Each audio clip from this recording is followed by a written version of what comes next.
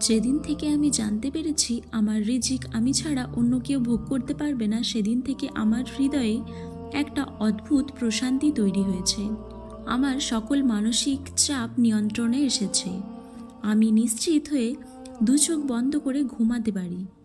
ভবিষ্যতের কথা ভেবে ভেবে আমি আর মানসিক চাপ বাড়াই না, কারণ আমি হাদিস থেকে জানতে পেরেছি এবং বিশ্বাস করি এই দুনিয়ায় আল্লাহ সুবহান ওয়া তাআলা আমার জন্য যা নির্ধারণ করে রেখেছেন তাই আমি পাবো।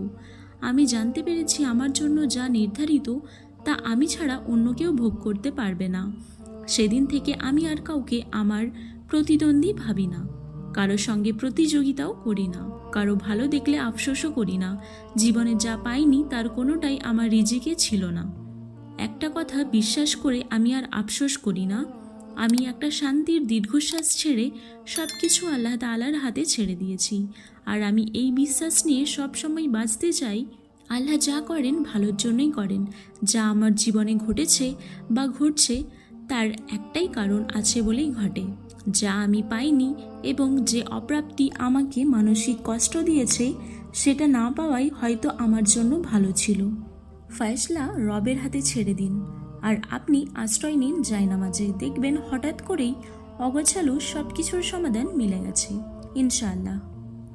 জীবনের সবচেয়ে কঠিন পরীক্ষা হচ্ছে ধৈর্য। সঠিক মুহূর্তের জন্য সব সময় অপেক্ষা করুন। ধৈর্যের সঙ্গে নামাজের মাধ্যমে আল্লাহ তাআলার সাহায্য কামনা করুন। অবশ্যই তা কঠিন, শুধু বিনয়ী লোকেদের পক্ষে তা সম্ভব।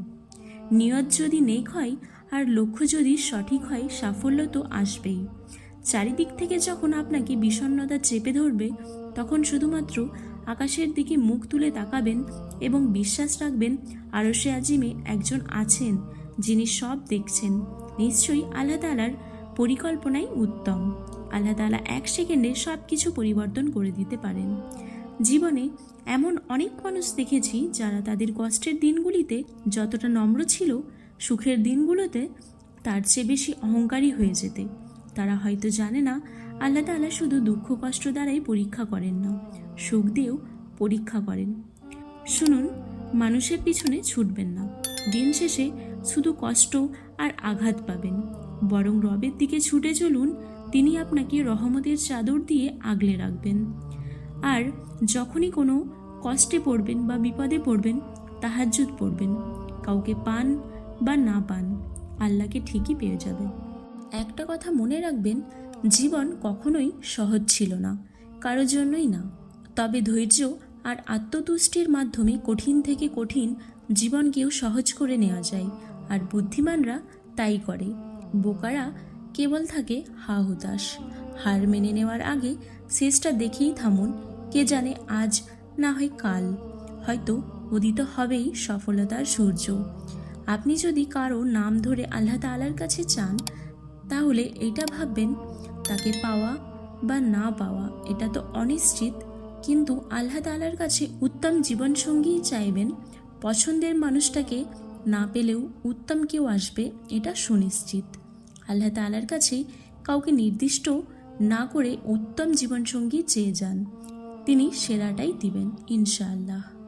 সবর করে যান যতক্ষণ না আল্লাহ তাআলা ফয়সলা করেন, আর তিনি তো উত্তম ফয়সলাকারী। আজ এই পর্যন্ত। সকলে ভালো থাকুন, সুস্থ থাকুন। আবার ফিরছি একটি নতুন ভিডিও নিয়ে।